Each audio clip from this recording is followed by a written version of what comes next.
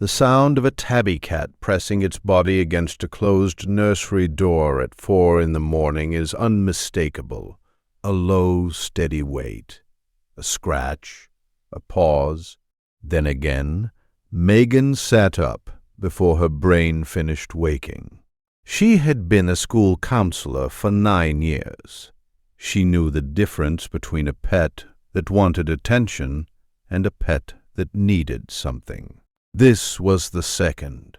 She crossed the hall barefoot. The hallway nightlight made everything look softer than it was.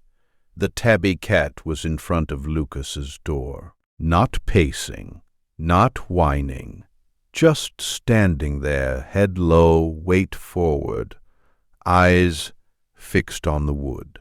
"Move," she whispered. The animal did not move.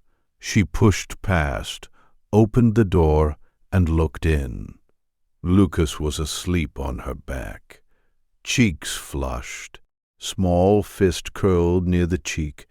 The room smelled the way a child's room smells at 4 a.m. Nothing wrong. Nothing she could name. She turned back to the hallway.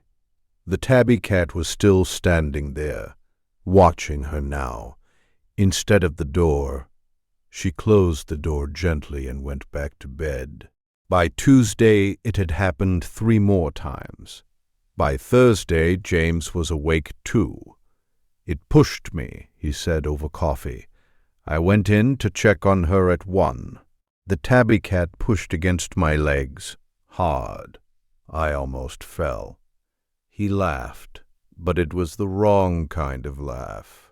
The laugh of a man who had not yet decided what story he was going to tell himself about what was happening in his house. Megan did not laugh. She had been thinking about it for 4 days. "It's possessive," she said. "I've seen this before with families. The animal forms an attachment to the child and starts to read normal caregiving as a threat. We need to be careful." She said it because she had seen it. 20 families across 9 years. The pattern always started the same way. The animal positioning itself between the parent and the child. The animal refusing to move. The animal escalating until somebody got bitten or somebody got hurt. She knew what came next. On Friday, she called the rescue she had used for 2 previous families. She did not tell James she had called.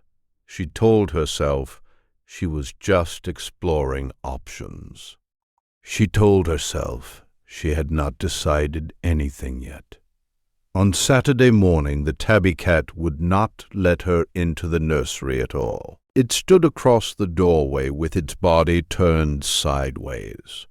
When she stepped forward, it stepped forward with her, not aggressive, just there, filling the space she needed to fill. Lucas was crying inside the room, a short, breathy cry that Megan did not recognize. Not hungry, not tired, something else. She tried to push past. The tabby cat did not move. "Mark." Her voice came out of here. Now. He did.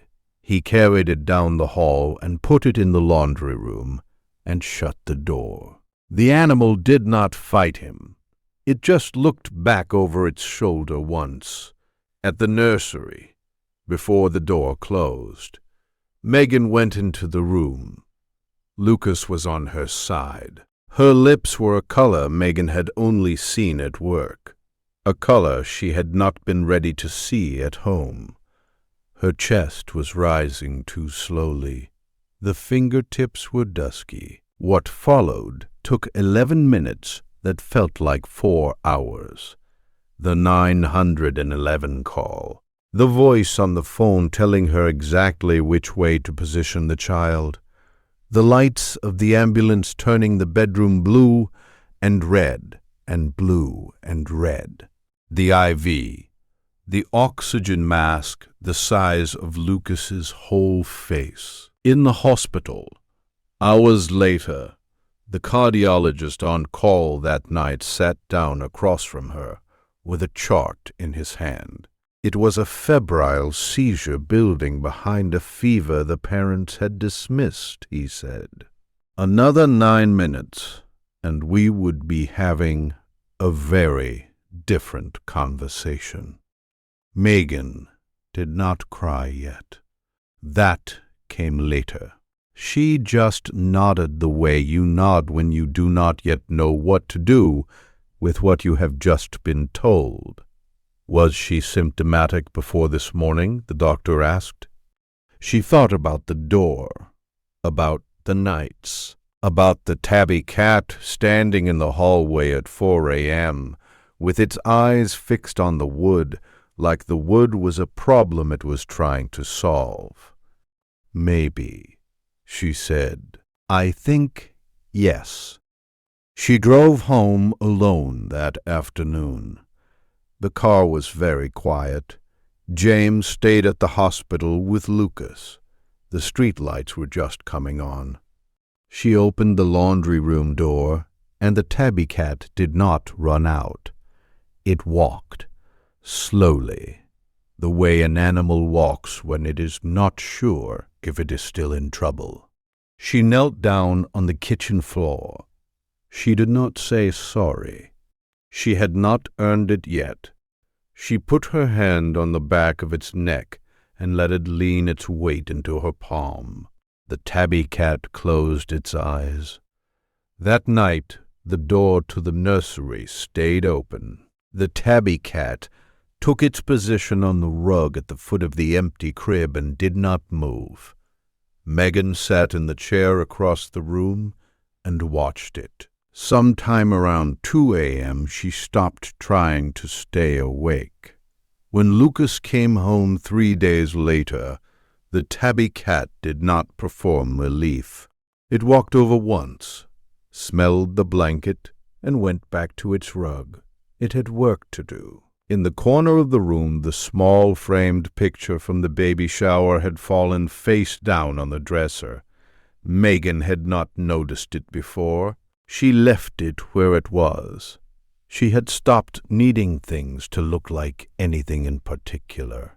The dishwasher hummed in the kitchen. Outside, somebody started a car. Ordinary noises. Ordinary house. Ordinary hour. The ordinary part was what kept catching her by surprise. That the world had not stopped to acknowledge what had merely happened in this room. The world did not know. The world would never know. Only she would know. And the animal asleep on the rug, and the small framed photo face down on the dresser that she had not yet decided whether to turn back over.